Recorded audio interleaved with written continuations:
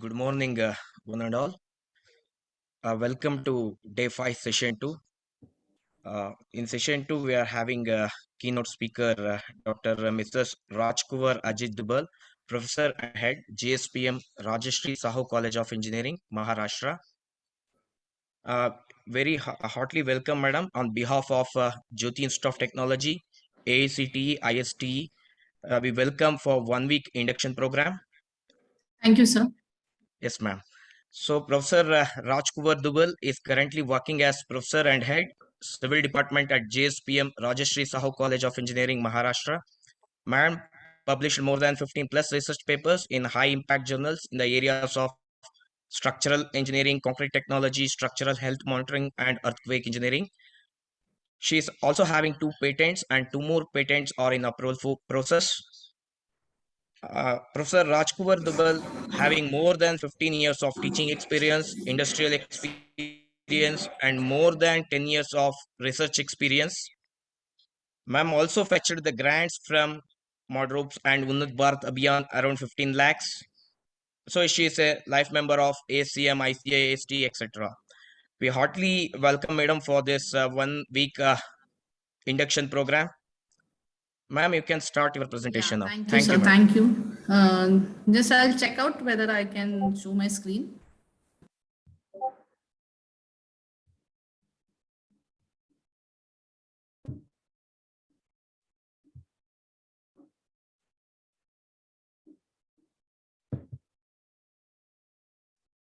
Sir, I hope it is visible. Yes, ma'am. Yes, ma'am. Okay.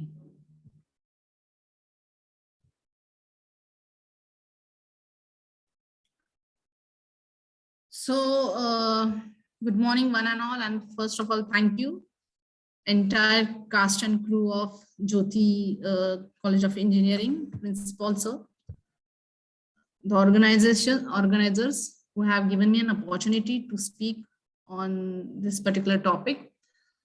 Actually, when I was being asked that which will be the core civil engineering topic in the recent trends, I always love this topic because this is my PhD topic also. And the second thing, it is the need of an hour, what I feel so.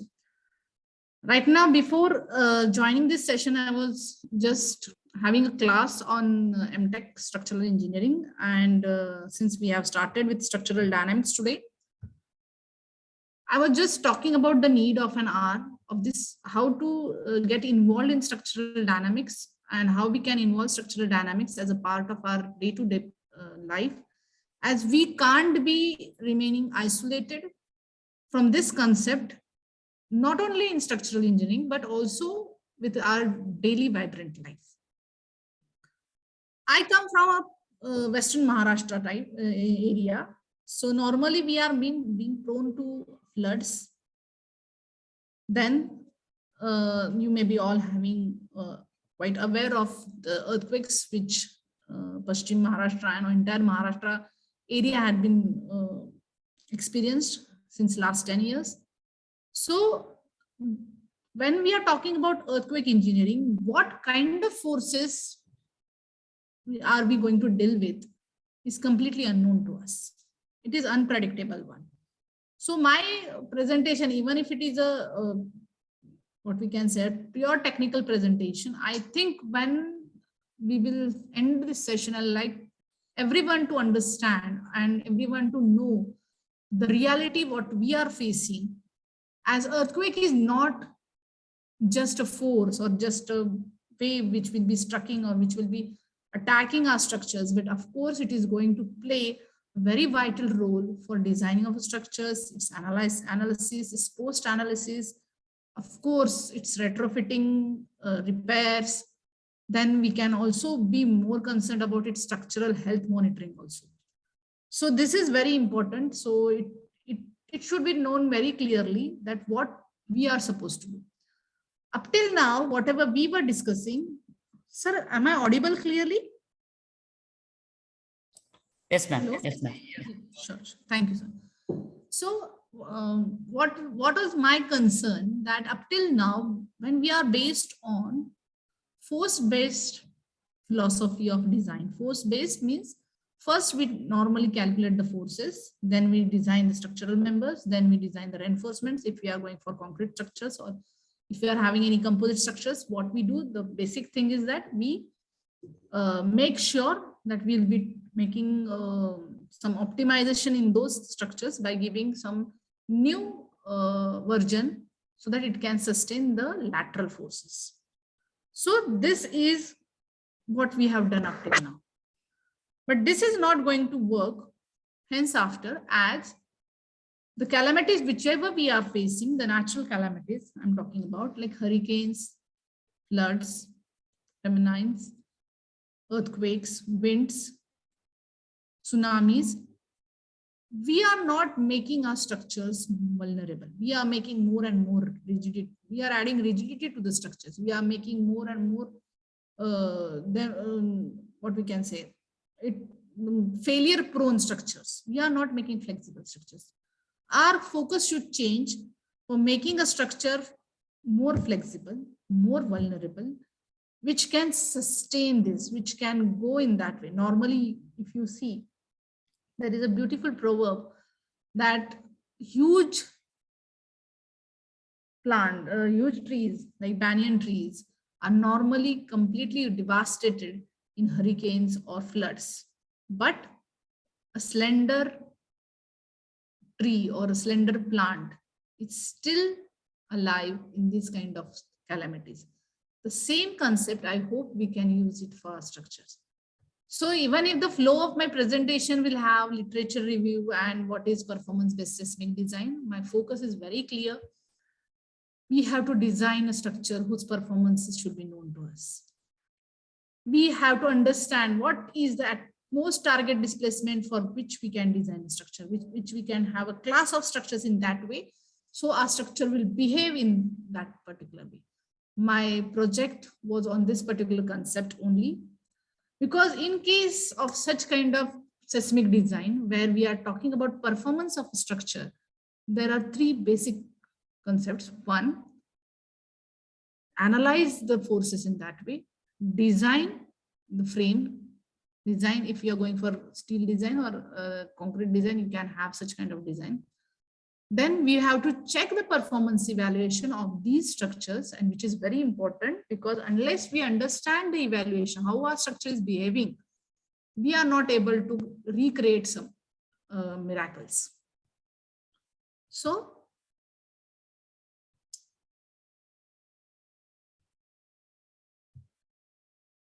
what is performance-based seismic design?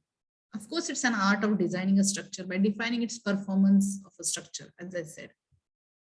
So when I'm talking about this, what kind of behavior I'm expecting? Normally, a structure behaves very well in a linear materialistic properties as well as load properties. But when these activities, the load paths go in a non-linear way, structure has to behave, has to respect this load path, and then it has to behave in these conditions. So this kind of engineering is very important, which is an eye-opener. So performance-based seismic design is nothing but an art. It has a number of aspects. Multi-level seismic hazards we can consider in a single plane and single consideration of design. Then we can limit our inelasticity. For inelastic, of course, it is not going to be regaining its shape and size. Any member will not regain its shape and size. So we have to understand at what level we can go for inelastic formation regarding strength, ductility. Then what are our objectives? Whether our structure has to be collapsed, whether it has to be giving us the life safety, whether it is going to be giving us a warning so that we can vacate the structure when the earthquake comes, or whether we can immediately occupy it again once the natural calamity has gone without any collapsing of members. So this is a very analytical and what we can call it, it's a rational method of performance-based seismic design. And of course, the minimum life cost is very important. What I feel so.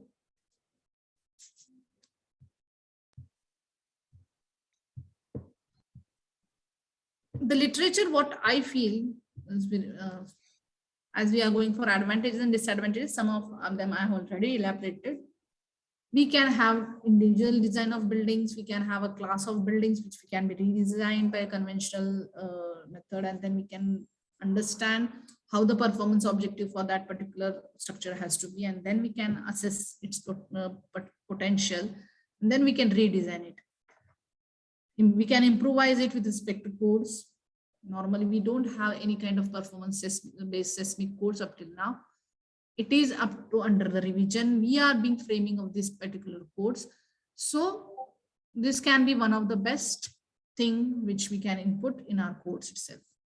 The limitations of performance-based seismic design, of course, we are not going to, it's an entire structure we have to consider. So local column failures are mainly not considered. Some of the story failures are also not considered. There might be improper proportioning of member sizes in our current design, which can be rectified by performance-based seismic design. And the pinched behavior of RCC materials, RCC structures can be considered in this particular design. So these weaknesses, whatever we are being considering continuously, can be eradicated in case of performance-based seismic design. The literature, whatever we are being considering, you can go through a number of papers, number of things. I have divided the entire literature survey into 3 main categories. One is related to how this performance-based seismic design has been evolved. It started from 1994 and still it is still in a revision process. Number of scientists, number of engineers have came across. One of the major contribution is Major Priestley. Priestley was one of the what we can say can be called as the father of performance-based seismic design, because he has designed a displacement-based method for designing the structure. Some of the major which I feel are some Black Arcane, who has given some new approaches for this kind of design methods. Then modified lateral force procedure was also developed at some of the mid of 2015. Sorry. So the development took right from what we can say, just initiating the how we can consider it as a displacement as a major target for designing a structure till actual design philosophy. Then for concrete frames, as my work was concentrated on reinforced concrete frames, this was a very revolutionary process because it involves how to understand the performance of a structure which has not been built at all, which has not been constructed at all. Means in the design process only we can get this kind of evaluation of RC frames by using some of the non-linear dynamic analysis procedures. So the authors of this kind of what we can say literature I have enumerated here. Then my work was concentrated on vertical irregular frames. Normally, for regular frames, the geometry plays a very important role. It gives a symmetry in such a way that maximum torsional forces can be reduced by giving a symmetric kind of a structure. Whereas vertical irregular frames was a very concerned thing in case of Pune, where I reside actually. In Pune, we have got an FSI which can have more than 16 floors now. So the constructions which were done up till now were considered only for G+9, means 10 floor buildings were applicable. Suddenly the FSI was granted, and now the builder lobby and the contractors were in a hurry to construct huge buildings with huge top-ups, and these top-ups were completely irregular in shape. What made this? Of course, we were more prone to earthquakes. We reside in Pune, exactly located from the first epicenter of Koina earthquake, exactly of 156 kilometers. And as you know, the earthquake waves travel so fastly that Pune is prone to getting collapsed immediately if an earthquake of magnitude 8.8 Richter attacks anywhere. So my concern was basically for vertical irregular frames. Again, those who have worked with performance-based seismic design for vertical irregular frames were taken into considerations. And then I considered with very critical observations from this literature was first thing that for existing work which was done with respect to performance-based seismic design was related to steel frames, which were having buckling restraint frames and regular. Madam, Yes, sir.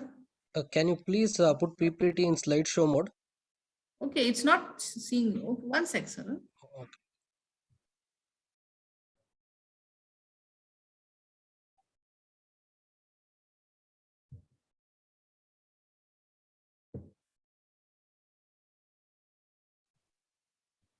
Madam, it is available at the bottom. Yes, yes, yes. One sec, sir. Only one sec. I thought it was in a slideshow. I hope now it's fine, sir. No, madam, it's still in that mode only.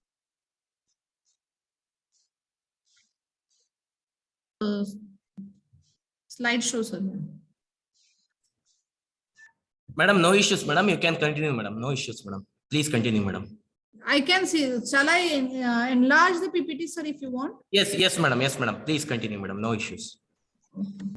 Shall I continue or shall I, because it's in slide mode only, sir, right now. It's okay, madam. It is visible. Please continue, madam. So whatever the critical observations which I had got from my literature was in this way that the existing work which was in with respect to steel moment frames, buckling frames, then there is no such kind of, as I said, there are no codal guidelines for any kind of irregular structures. Of course, this is a plastic method which is addressing the seismic hazard. Then the uneven distribution of forces, as improper proportioning of members do take place due to lack of understanding of how the load path travels. So this was very important. So uneven distribution forces which were not considered or were not addressed in any kind of limit state analysis can be considered in this way. And the evaluation techniques are available.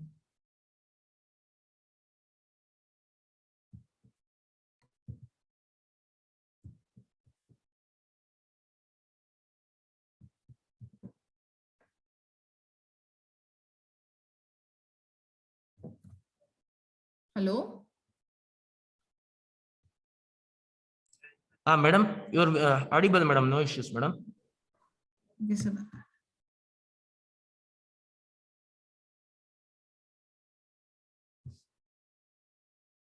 So actually the objective which I was, my proposed work was, first was to develop and validate a performance of seismic design of reinforced concrete special moment resistant frames.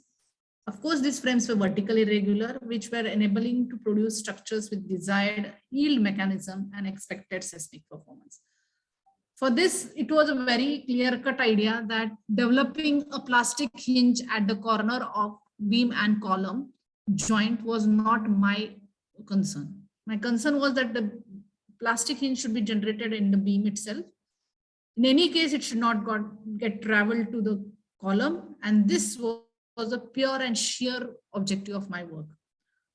When I started this work, I started with 4-story buildings. It is a regular building. Test on whether it's hold good.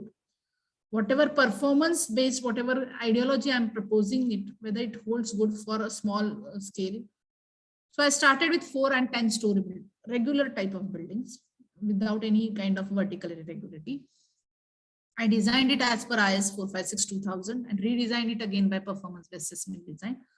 Once I could catch up what is the difference between a performance-based seismic design and a normal conventional type of design, I took a series of 10 stories vertical irregular buildings. As I said that as I reside at Pune and I had a huge builder lobby in front of me who was working with 10-story building. So I considered 10-story building as a major benchmark for my study as well as work. So I designed vertical irregular frames with respect to conventional force-based design method, and again redesigned it by performance-based seismic design method. And then I compared this to clearly with respect to different parameters. For response evaluation, how the buildings responded, for those I have used time history analysis, then in elastic pushover analysis, as well as number of dynamic analysis, response spectrum analysis as per which is prescribed by the code itself. So that was my main criteria which I had. The beauty of whatever work I have done, I could tell you in this way, that it made everyone the vulnerable when I was representing my work at my examination level, as well as when I represented the work at different IITs also. First, it was being completely forbidden. No one accepted it to have such kind of an ideology.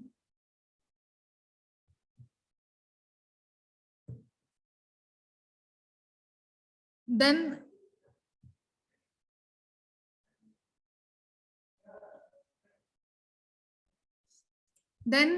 firstly it was being I was being asked to validate with respect to my work. I validated in front of entire examiners as well as number of consultants in Pune itself. And then now whatever work I have been done, I have been asked to represent in with respect to some codal provisions also. And now the forthcoming will be one of our code, Indian Standard Code, will be having the work enrolled in it, and they'll be considering my work as part of Indian Standard Code for earthquake analysis, which is now right now being amended for.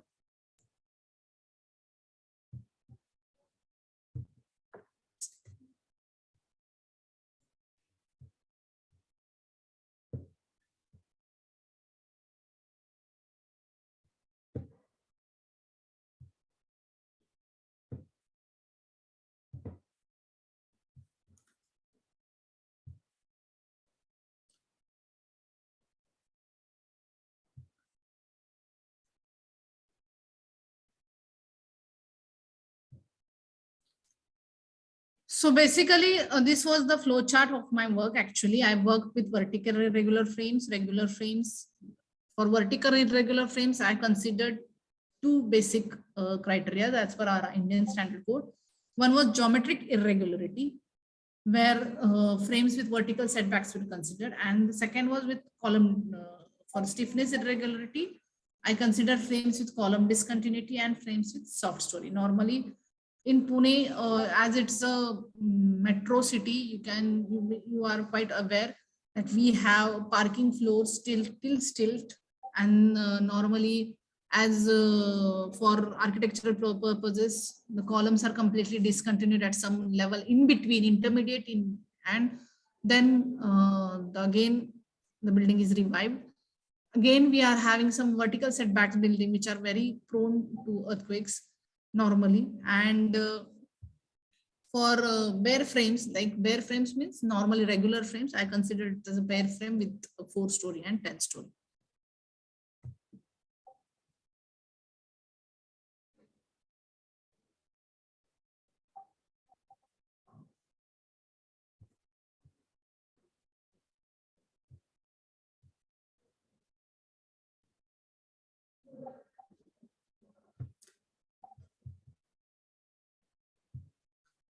So vertical irregularity, which I have considered, I just enumerated the same thing. One was with respect to 70% of story above, which is related to stiffness irregularity. Then extreme soft story, discontinuity in capacity, that is a weak story. Normally we are having such kind of concepts all over India itself, that we can construct a weak story for fire resistant purpose. So these kind of things were Sir, I'm sorry extremely because it's not forwarding directly. So I have to go back every time and then I have to open it, open the slide itself.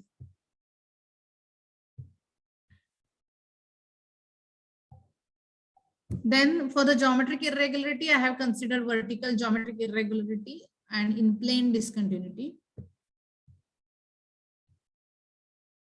Mass irregularity, where we can understand there are huge water tanks which are at the overhead water tanks on the building itself. So these kind of buildings are also considered in case of my irregular study, whatever I've considered for.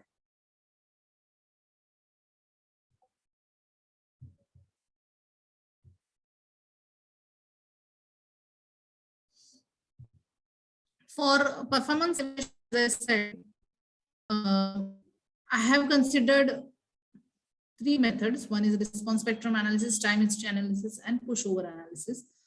So for response spectrum analysis, as we know that it is nothing but a maximum structural response can be obtained. It is a time variable and it's a basic mode. So basically when we are doing for evaluation purpose, the major thing what we have to consider is the modified target drift and calculation of shear distribution factor, energy distribution factor or modification factor, and design of yielding and non-yielding members.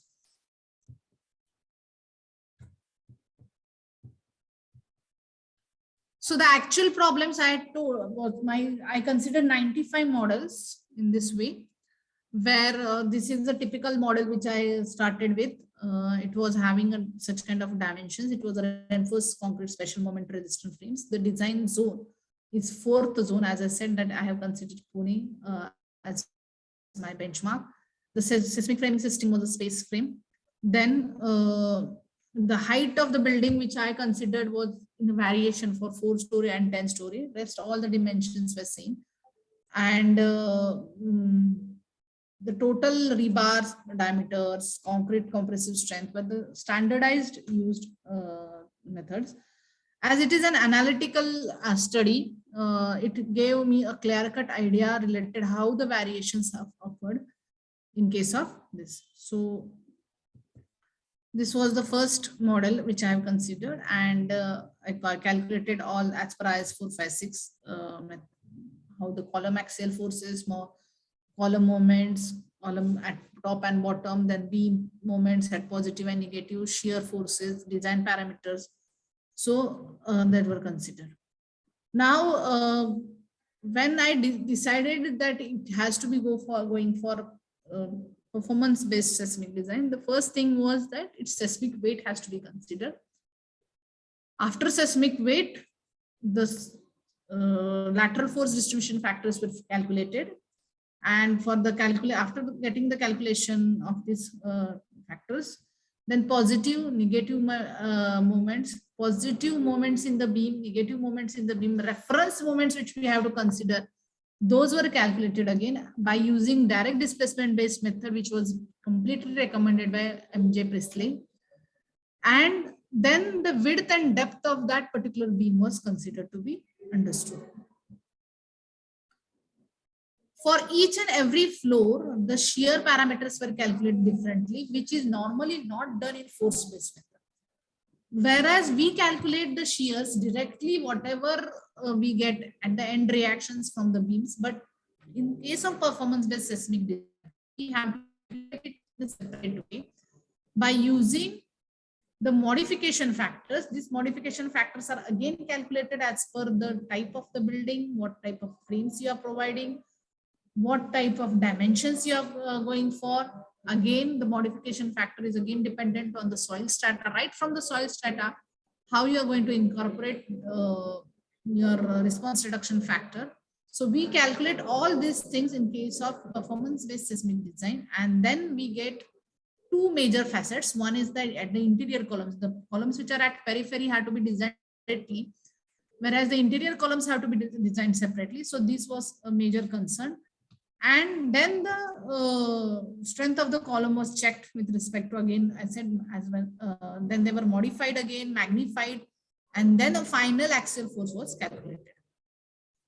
So this was what we have done with respect to performance-based seismic design.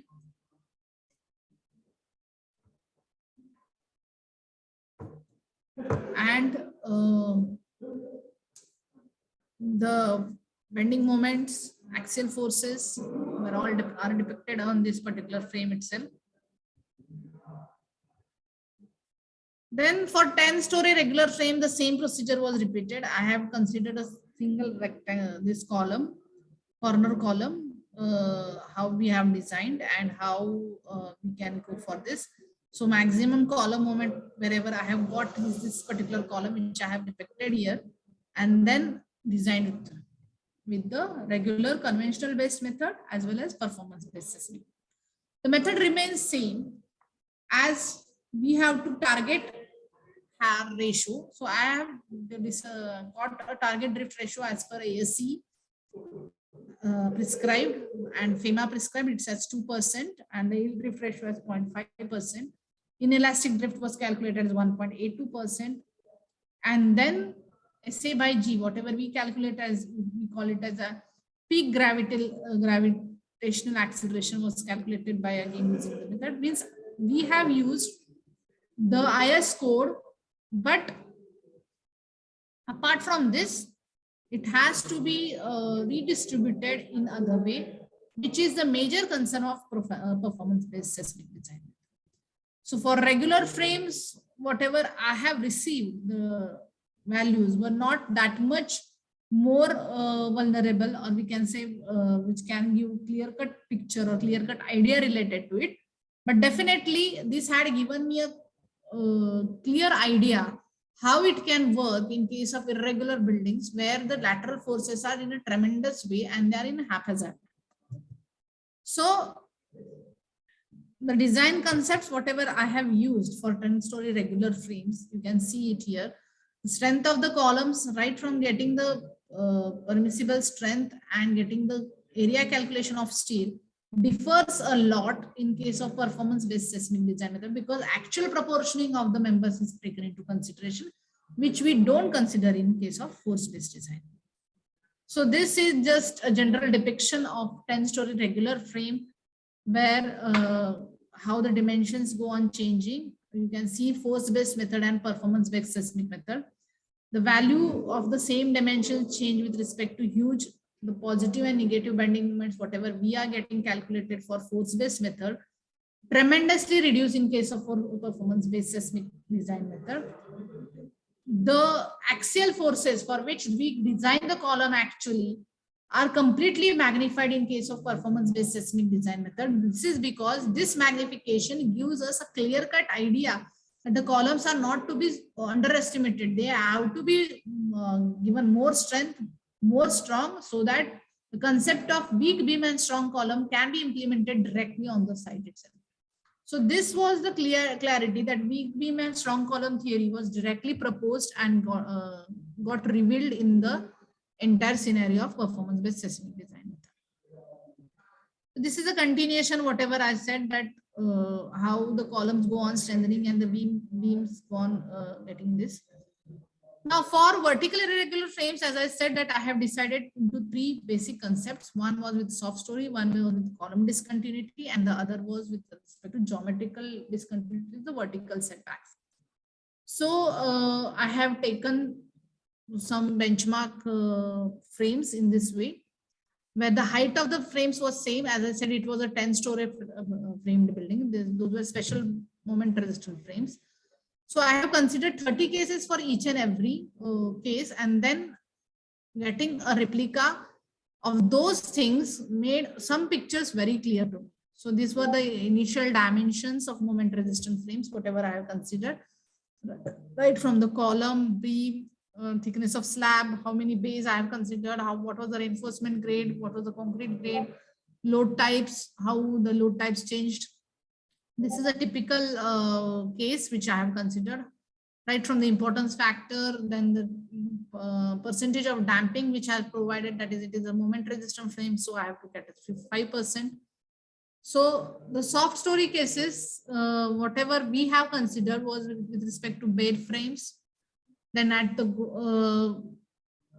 normally height of the software story don't change from up to 4.5 meters. So I have limited my scope only to 4 meters. And this soft story was considered at different level. One was at the height, was at the ground floor. Then I increased the height of the soft story from 3 meters to 3.5 meters at the ground floor only. Then I increased again by 4 meters. And ground and first and second, in these three cases, I can make sure that normally the soft stories are provided, the parking floors are provided. So I have considered such kind of 5 cases, and number of permutations and combinations were held for this particular thing.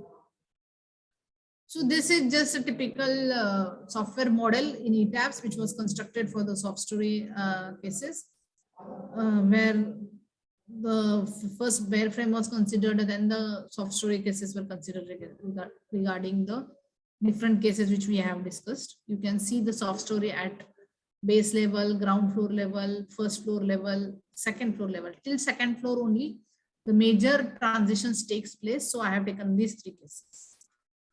So what was the comparative inference which I have got with these 2 things? That I checked it out with respect to basic analysis also. The SI by G, that is the acceleration, that is the Excuse me, ground madam. acceleration. Yes, sir. Sorry for the interruption, madam. Your slides are not changing, madam. Okay, but I can see it's changing. What are you seeing, sir, right now in front of you? A general comment, performance-based seismic design. Oh, okay. I have reached up till to analysis. One sec, sir. Might be there is some problem with my slideshow, or I'm not getting it. Madam, in the top side, after that animation, slideshow is there, no, madam? Sir, now can you see it? Oh, yes, madam. Now it's changing. Okay. So might be there is some internet issue. I hope so. Yeah, From ma'am. my side. No issues, ma'am. No issues, ma'am. You can Okay. continue. Thank you, ma'am. So actually, what was the basic change which I have received from basic analysis is the calculation of peak ground acceleration. Normally in force-based method, which peak ground acceleration was increased up to 1.83 meter per second square. Whereas in case of performance-based seismic design, it is 0.22 for the same time. And this was a revolutionary thing which gave me a clear-cut idea that yes, it can work for irregular frames. As we are getting such a reduction in the acceleration directly, definitely the frequencies of the earthquake and the frequencies of our structure will not match. There will be no resonance, and of course the structure can be protected. So this was the key part of the entire work, what I feel so. As I said that the soft, sir, I have changed the slide. Can you notice the difference?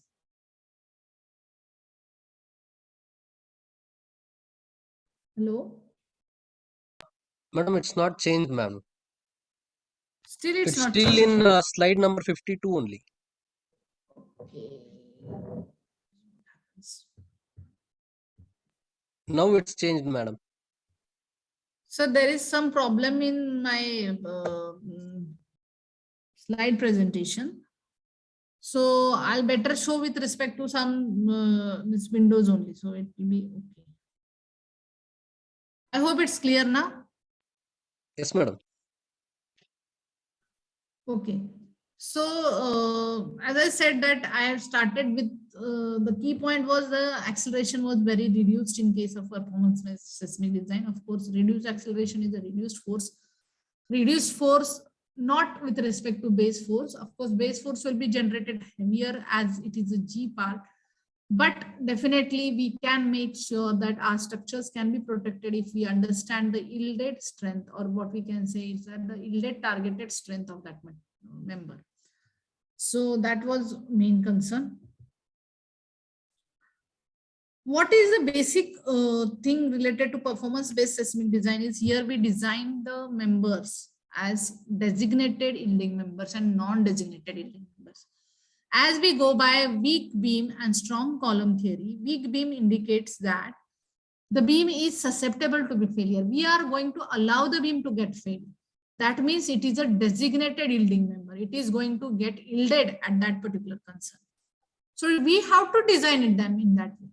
But columns, of course, columns are not allowed to get yielded. They are not allowed to get collapsed. So columns are to be designed very heavily, very strongly, and they are taken as non-designated yielding members. So these design parameters have to be clearly categorized in case of performance-based seismic design method, which is not done in case of force-based design method. So if I suggest every structure should be designed as a performance-based seismic design method.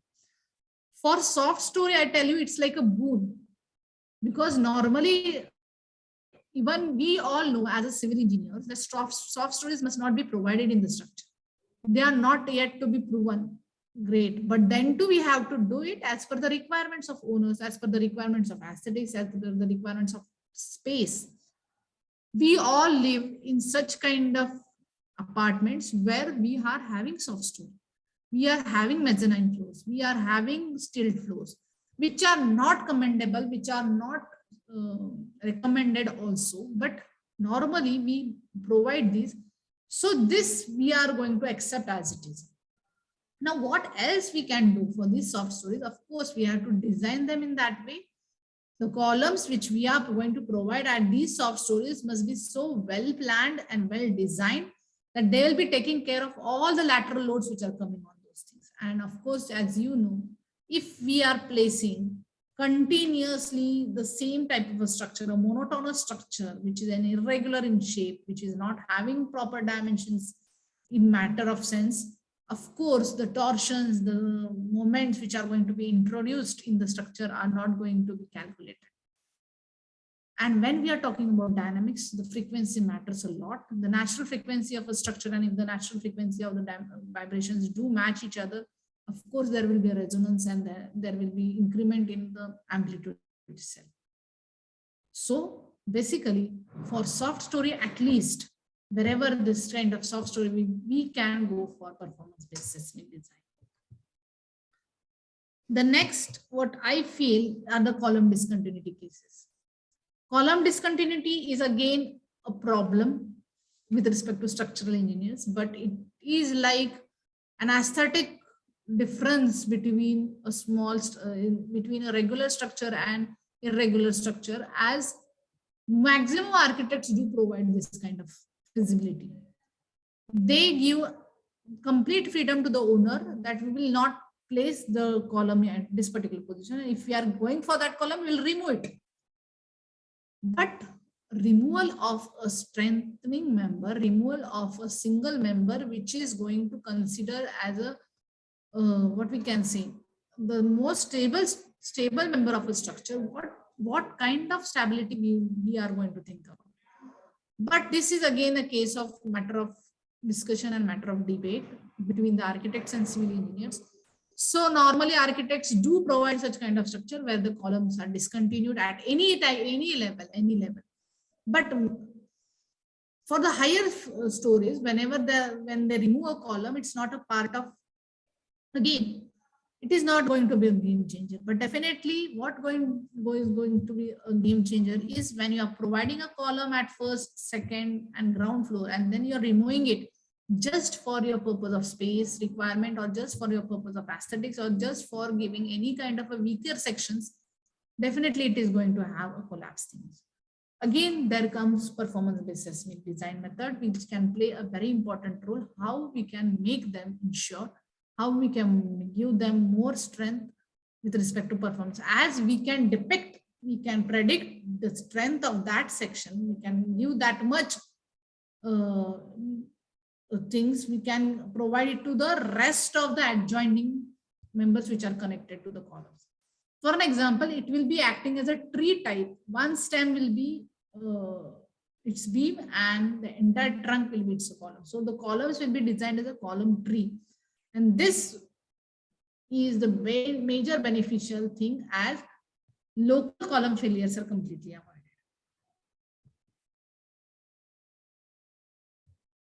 So Here in this case, one column was removed entirely, and then we decided how to go for. This is a typical case which I have shown here. I have done it for more than 35 different models of this kind of structures. But then I removed it, and then I understood that yes, it can work. Performance-based seismic design can work in these kind of cases also. So for vertical irregular frames, what I feel the major thing is that yes, for soft storage, for column discontinuities, for vertical setbacks, performance-based seismic design works as a miraculously very good procedure. And of course, we can predict the performance of that system. And of course, the building behaves in a very well-mannered way. So these are the parameters of column discontinued frames, which I've done. Again, the force-based method was operated, then the performance-based method was operated, then they were compared. And finally, it was in this way. As you can, again, I'll just enumerate as the time is spreading out. The axial forces which I have got at top level will not make a major difference. But the axial forces which are getting at the bottom level definitely do matters, as we get a clear-cut idea how much extra forces are getting induced in the columns. And this will make the extra reinforcement, not extra actually, the required reinforcement in the column. And then this optimization will definitely lead to a proper channelization of the design itself. So this was the work which I have done for column discontinuity. As in the same way, vertical setback cases were also studied.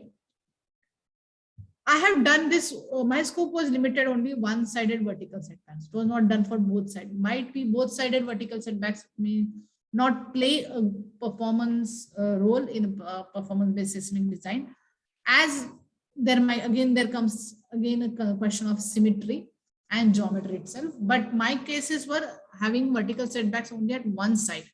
So this were inducing terrifically heavy shear stresses in the members itself, and which was my concern, how I can overcome these stresses by using performance-based seismic design method. So I have done with 1-step and 2-step setback buildings. In this way, you can see the models. Again, the same procedure, the force-based method was used when by conventional method. I have designed all the frames properly, all the models were designed properly with a given proper reinforcement in columns, beams, slabs, etc. in the diaphragms actually. And then again, performance-based seismic design method was implemented on those, again, all models. And again, it was being checked whether it is performing well or not. So as I said, the columns and the beams were designed as designated yielding members and non-designated yielding members. So this was the case. Now, what changed? It was the evaluation. So I have checked with response spectrum method, time history analysis, nonlinear static analysis, and how the curves, whatever I have developed, you can see it here. So first, I have done with this, the response spectrum curve, what type of acceleration I got in case of performance-based seismic design and FBD with respect to damping, same damping, you can consider it in that way. So, so the performance-based seismic design was the dotted line, and you can see a straight line with force-based method. The peak itself indicates we are improvising in all cases. Then for this interstory drift, some of the parameters which I have considered was interstory drift, diaphragm displacement, then by all the three methods. So this was from response spectrum, the same I have done with time history, the same I have done with the pushover analysis. So this was the case. You can see how the interstory drift changed. We allowed it. Performance-based seismic design method was in the curve which showing lesser value is a performance-based seismic design, whereas higher values was going for force-based design method or conventional design methods. So this was for 4-story. You can see 3.5% reduction and 5% reduction in response spectrum methods normally. For the analysis also, I have considered 3 basic ground motions. One was Bhuj, other was Kobe, and then it was Palm Spring ground motions. For all the three things, I have gone for acceleration, velocity, and displacements. So you can see for the displacement of Bhuj, Kobe, and Palm Springs. Then the base forces, whatever you can see the exaggerated base forces in regular frames. For all the three, only for Palm Springs, the base forces were less comparatively with respect to force-based methods. This is a regular frame of 4 stories. So as I said, regular frames are not that much significantly in case of performance-based seismic design, but irregular frames are showing tremendous responses properly in case of PBSD, that is performance-based seismic design. You can see higher values of base shear for even for regular frames also. Some of the things are very commendable. Higher values of base shear and lesser values of drift definitely proves that this method is quite working in all kind of all classes of buildings. So generation of plastic hinge, as I said, my focus was very clear. In FBD frames, you can see all the hinges, whatever the dots you can see are generated at the apex of the points or in the columns itself. You can see the hinges are generated at the beam column corner points or at the column level. Whereas in case of performance-based seismic design method, you can clear-cut identify that the elastic deformation hinges are generated exactly in the beams itself. So this is the first, I can say, conquering part of performance-based seismic design, that is weak beam and strong column theory. None of the column yields first before the beams, and hence it is the success of the performance-based seismic design method. Some more glimpses for each and every orthogonal mode. So you can just generalize with the percentage difference, how it is changed, what is changed. So you can go through this. How the average acceleration goes on changing. 1.72 meter per second square was average acceleration for force-based method, which was reduced directly to 1.34 meter per second square. 22% lower was the basic thing. And you can see the displacement. Displacement was changed from 0.030 to 0.019, exactly near about half of it.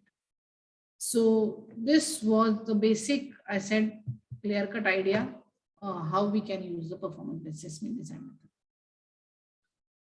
Similarly, I have done it for all types of frames, whichever I have discussed. For all 10-story frames, all the models, total models for each and every irregular frames was 35 models I have tested for each and every case. So those near about that 137 models were tested for 10-story irregular frames. Whereas for regular and vertical geometry, again 137 models were tested. So total models, whatever I have considered, was near about 400. And from the 400, I have shown depicted some of the typical models here, so that to understand overall gravity of the work in that case. So that was the main concern.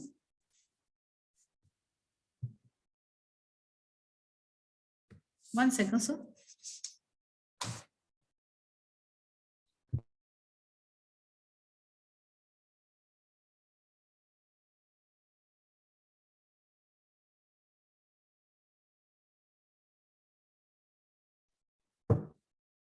So this was the thing.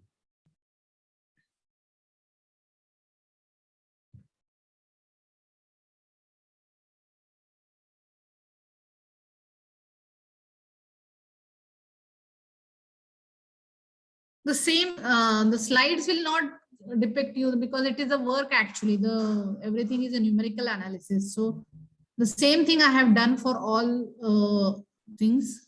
For all the 3 motions I have used for time history analysis for all the 3 frames, all the 3 types of frames. Here you can see the major difference. The soft story, which is provided at the ground floor, by using time history analysis, you can see it very clearly. For Bhuj, for Kobe, For performance-based seismic design, the drift is very less compared to force-based analysis or force-based method in all kind of this. So you can have just a glimpse over it. It is literally 0.4% to 0.26%. The reduction is nearly coming out near about to 50%. As I said that for regular frames, it might be not that much significant, but irregular frames, definitely it is going to be a significant one. So same thing we get from a pushover analysis. The pushover curves gets elevated. As base shear increases, the displacement decreases. That's it completely from this kind of curves we get. You can see the generation of plastic hinges, how the hinges are being generated. All the hinges are generated with respect to only beams, not in the columns. The base shear, you can see the increment of the base shear in case of force-based method is 1619, which is increased near about 1825 kilonewtons, whereas the displacement of response goes on reducing, that is 15.38%. Similarly, for column discontinuity, we get the same kind of graphs, which are depicting that the interstory drift is reduced, the base shear is increased. For all kind of time history analysis, we get the same, the acceleration of increases in case of PBSD, but as the base shear increases, the displacement goes on reducing. And the major target is to reduce the displacement, not the base force. So exact analysis of base force, exactly knowing the things clear, will give you the clear-cut idea related to the performance-based seismic design. How does it works in case of column discontinuity cases? So here also you can see that it is directly lowered. And this lowerment, you can see it's near about 50% in all cases. I mean, in case of column discontinuity, in case of soft storage, this is getting reduced directly to 50% near about. So the generations of hinges clear cut gives you will get a generation, how the frames are generated, how we are testing it. The base shear increment is 1869 to 1911, and displacement is reduced from 0.078 to 0.071. That is near about 9%. So in all cases, we are getting such kind of reduction. In case of vertical setbacks also, if you go through the directly the values, whichever I'm talking about. One second.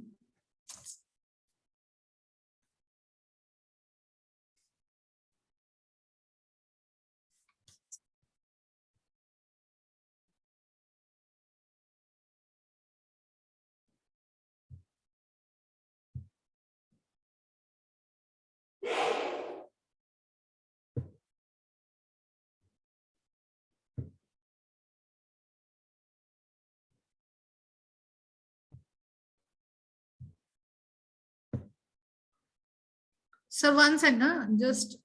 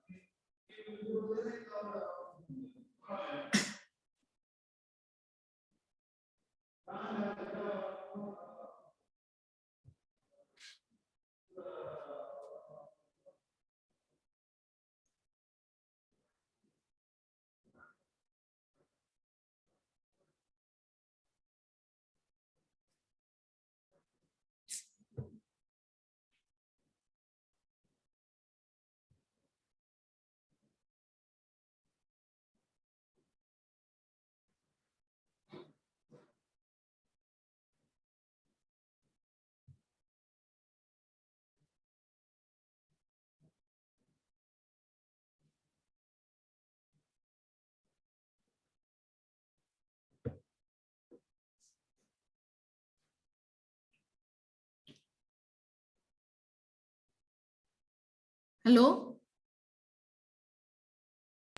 Yes, madam. Sir, 1 second. Because of my internet, there is an internet issue at my college. No So, problem, madam. No problem, madam. I'll have to hold on for 5 minutes.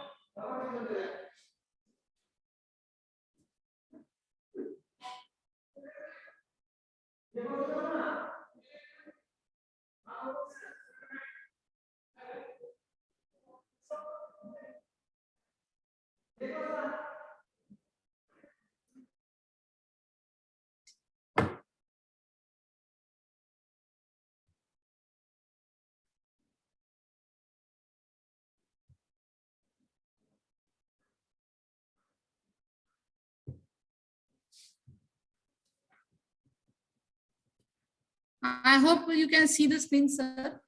Yes, madam. Now it is clearly visible. Because I now connected from other this. That was my issue.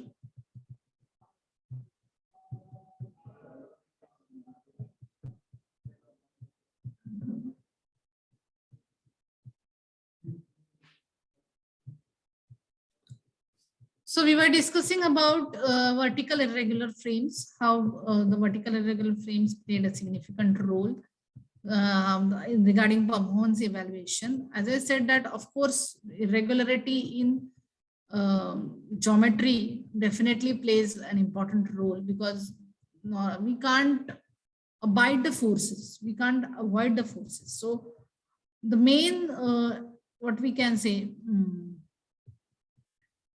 the main things what we have to consider is how we are going to generate flexibility in these kind of structures. So as I said that when we are talking about these kind of frames, you can see the interstory drift at certain level is tremendously increased in case of performance-based seismic design, but then too it is in a limited way. Then too it is in a limited way. Whereas in case of force-based method, where we are going for conventional designs, this is tremendously haphazarding and definitely goes for huge, tremendous drift. So this was the basic thing. Again, the same concepts which I have discussed previously for the time history analysis and everything. For all the three concepts, we got a reduction. You can see the generation of the plastic hinges. Plastic hinges which were generated was in this way. Mostly plastic hinges never come with respect to failures, whereas you can see in the case of force-based method, failure hinges are generated directly. In case of PBSD method, no failure hinges are generated. E part is never seen. You are not able to see D part also, C part also. Only B, IO, LS, and CP are seen. Okay, that is life safety. Wherever you are providing setbacks, you can go for this kind of method. So definitely, what I can say is we can go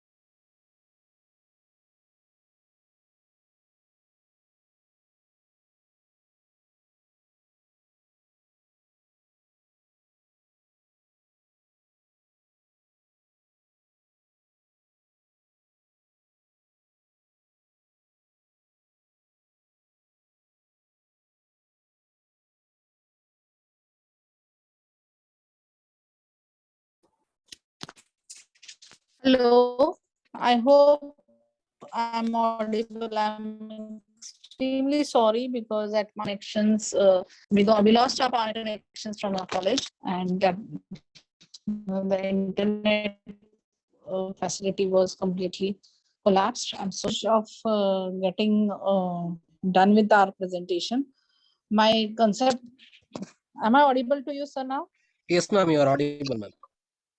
I'm extremely sorry, sir, because I can mail you my presentation if you want. And we are at the last conclusion part. What was my discussion from the first slide to the last slide was for vertical irregular frames, performance-based seismic design method proved to be a boon.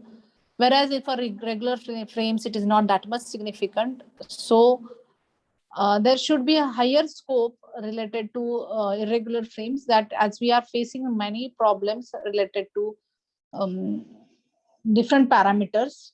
I have considered some basic parameters like interstory drift, diaphragm analysis, then base shear, but definitely the membrane analysis has to be considered. The nonlinear behavior of each and every member and each and every column for a building, for a structure is very important, and that has to be considered, and it can be a future scope of the study. I hope this was my presentation all about. If any problem or any discussions, we can go. I'm always welcome at point. Thank you very much, madam. Really, it was a very informative session. We have few questions from the participants. Yes, sir. I will take one by one, madam. Yes, sir.